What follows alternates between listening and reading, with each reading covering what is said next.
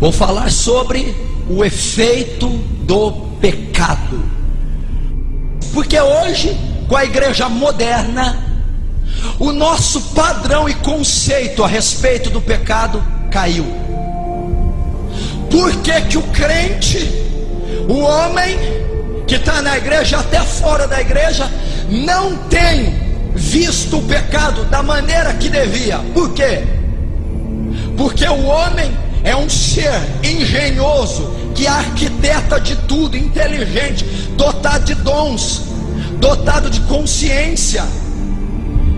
O que o homem faz? Ele cria uma lei própria para absolver os seus pecados.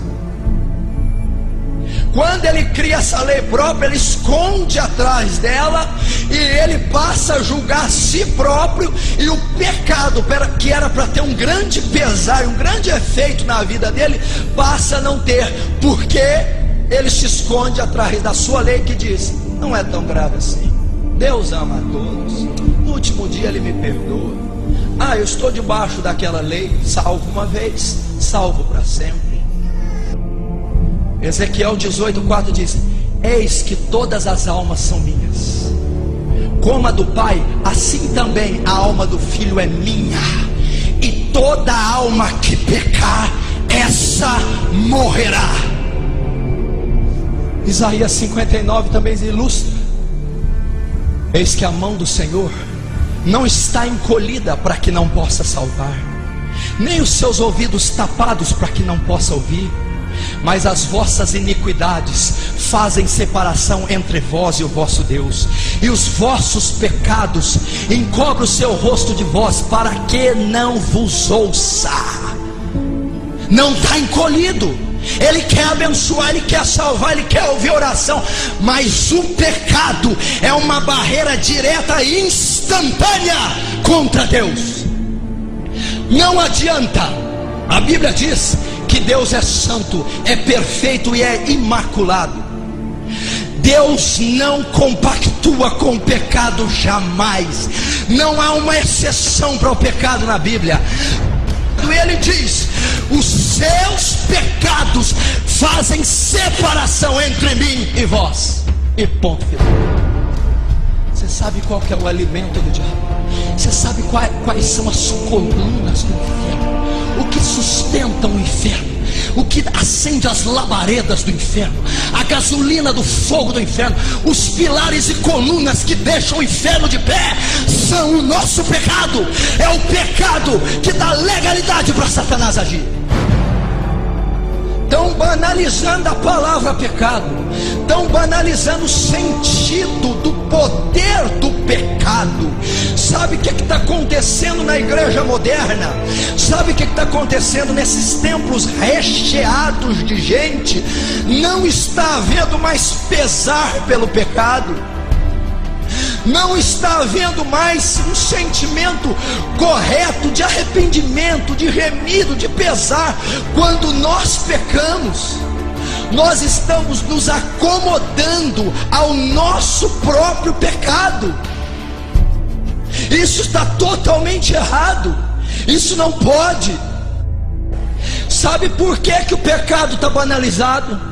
Sabe por que não se tem temor mais em xingar, em mentir, em adulterar, em cobiçar, ou em viver em qualquer estilo de vida? Porque é assim que o cristão está vivendo. Ele está na lama do pecado, ele não sai da igreja, ele convive a vida dele totalmente normal. Sabe por quê? Falta de andar na presença de Deus, falta de comunhão íntima e profunda com Deus, falta de estar cheio do Espírito Santo. E uma pessoa que não tem pesar pelo pecado, não tem temor, ela não está cheia do Espírito Santo. Quando Pedro se depara com a presença de Jesus, quando Jesus vem até Pedro, e a presença de Deus, que é santa, imaculada, que é poderosa, Pedro instantaneamente tem a consciência do seu próprio pecado, e Pedro diz: afasta de mim, Senhor, porque eu sou um pecador. A presença de Deus traz pesar pelo nosso pecado. A presença de Deus nos reflete quem nós somos. A presença de Deus traz temor, arrependimento. Então essa geração não tem andado com Deus, não tem estado cheia do Espírito Santo. O pecado é muito sério, igreja. O pecado é sério demais. Pessoas que estão me assistindo ou que até estão aqui podem querer combater. Eu já estou salvo e lavado pelo sangue de Jesus. Você acha que você deve ver o pecado igual você está vendo? Escondendo? Você acha que o pecado pode estar oculto como está? Você acha que o pecado pode estar, se você está dormindo do lado dele? O escritor de Hebreus, no capítulo 12, no versículo 4, ele ilustra muito bem qual é a nossa atitude para com o pecado. Hebreus 12, 4 diz: ainda não resististes até o sangue, combatendo contra o pecado. Ele está dizendo: sabe por que a igreja não tem vitória? Sabe por que o crente está fraco? Não resiste até o sangue, no combate árduo, direto contra o seu próprio pecado. É assim que o pecado deve ser visto. É um combate até o sangue, porque o pecado é o poder destruidor do homem.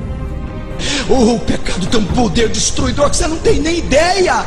Meu filho, se você soubesse o poder do pecado, quando Deus fez a terra era perfeita, não havia nada imperfeito na terra. Quando o pecado entrou, desorganizou o sistema da criação inteiro, desde as galáxias até um homem, um animal e um inseto. Tamanho é o poder e a eficácia que o pecado tem nessa terra. Meu filho, ninguém tem poder de te destruir. Satanás não pode, nunca vai te destruir. O homem nunca pode, nunca vai te destruir. Ninguém pode te destruir, ninguém pode te derrubar. Nada, nem ninguém, nem um poder nuclear, nem uma bala, nem um tiro de canhão, nem um demônio, os principados, ninguém. A única coisa que tem poder de destruir o crente é o pecado. A Bíblia diz, escuta o que Jesus, agora é Jesus que diz: se o teu olho faz pecar, arranca-o. É melhor entrar no céu sem um olho do que ir com os dois para o inferno. Se a tua mão te faz pecar, corta-a. É melhor subir no céu maneta do que com as duas mãos descer ao inferno. Deus manda cortar, decepar, extirpar, eliminar, consumir da sua vida aquilo que gera pecado, porque o salário do pecado é a morte. Quantos vão receber esse salário no final da vida? É o salário, é o prêmio, é a contribuição que receberá quem vive no pecado. Olha o pequeno, todos que vêm a Jesus passam a ser santuário. Você é um templo, o Espírito de Deus habita em você. Você, quando converteu, foi separado, colocado à parte por Jesus Cristo. Você não faz parte desse mundo corrupto. O que é o mundo? É o sistema dirigido por Satanás, são dirigidos por mentes corruptas. Você não, você foi resgatado da sua vã maneira de viver que herdou do Pai.